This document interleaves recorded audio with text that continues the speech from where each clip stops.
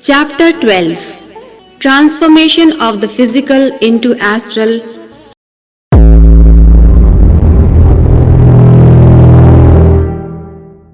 Ours are momentous times of a revolutionary change of an era. I have been divinely directed to act as a dynamic agent over the next 20 years to ensure a smooth transition to the golden era that is beckoning humanity. The work which has been done during the past 8 years since 1980 is much more than what was done during the preceding 30 years.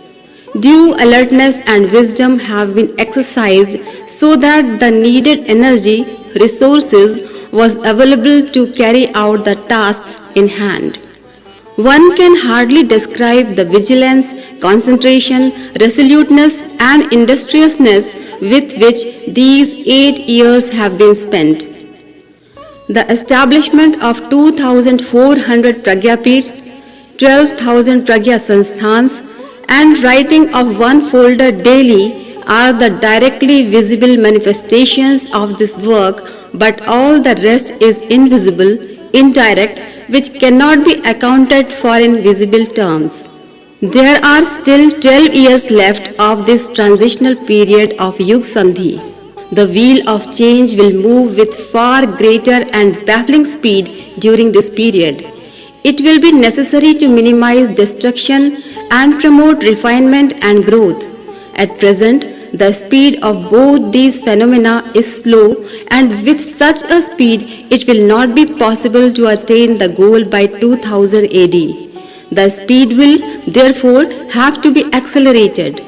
In this, I have to play the necessary role of a vulture and a squirrel. In times of war, the responsibilities of a commander and a cook are equally important. Nobody can ignore or disregard his duties in days of emergency. It will be necessary to simultaneously fight on several fronts during this time.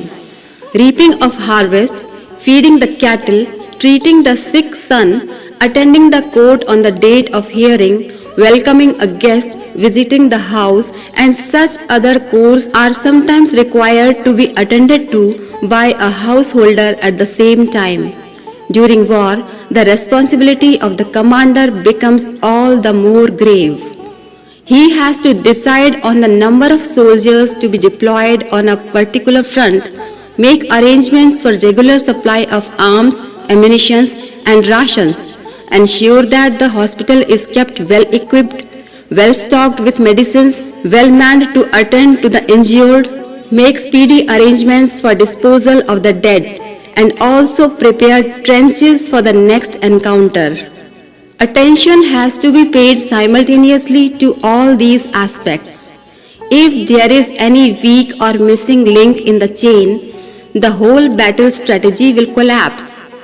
I have been asked to enormously expand and diversify my activities, and the physical frame is becoming more and more a limitation and a hurdle in the execution of the new tasks. It is limited and can work only in a limited sphere when the actual work which has to be done extends over a vast, infinite sphere. How can this be done? One of the ways is that the physical body be abandoned and whatever has to be done be accomplished with the help of one or more astral bodies. If my director will consider it expedient to do so, no time will be lost in actualizing it. There is one drawback of the physical body, that the law of karma phal, result of one's own deeds, always pursues it. If there is any balance of give and take, it is carried forward to the next birth and has to be settled there. Ramakrishna Paramhans had granted boons and blessings in abundance far in excess of the accumulated capital, and so he had to invoke cancer to settle the account. Mahatma Narayan Swami had also to suffer such a disease. Guru Govalkar died of cancer.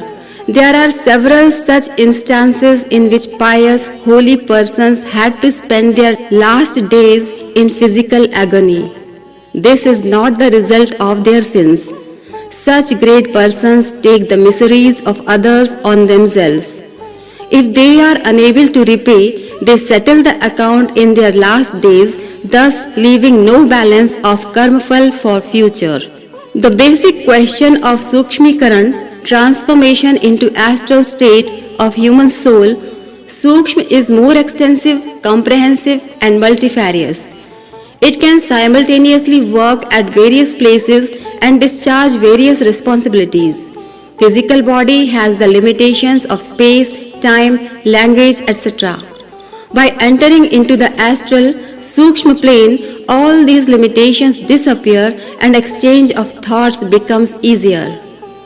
Thoughts can be directly communicated in the astral plane and language does not act as a barrier. This is the greatest convenience. It is only the physical body that has the necessity of migration and movement from place to place. A man can hardly walk about 3 miles in an hour. A person has only one tongue with which he can speak and express himself, but there is no limitation in respect of the organs of the astral body. Its powers of vision, hearing and speaking are several times more in comparison to those of the physical body. An astral body can transform itself or appear in several bodies. At the time of Ras, Sri Krishna appeared to be dancing simultaneously with several gopis. At the time of death of Kans and Swayamvar of Sita, people saw Krishna and Ram in different figures. What Arjun and Yashoda had seen was nothing but a glimpse of the astral, causal, celestial forms of Bhagwan Krishna. It is not possible for everyone to attain this stage after leaving his physical body.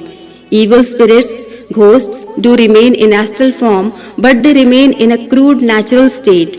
They can simply indicate their needs to persons who are related to them.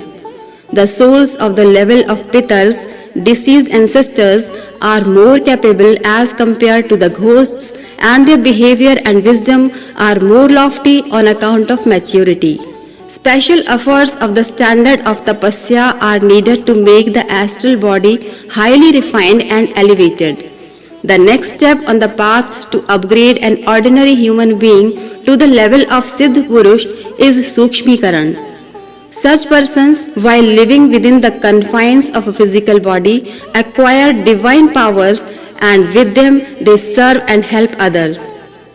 But there are also persons who acquire siddhis which are described as Anima, Mahima, Laghima, etc. in the Yoga Shastra.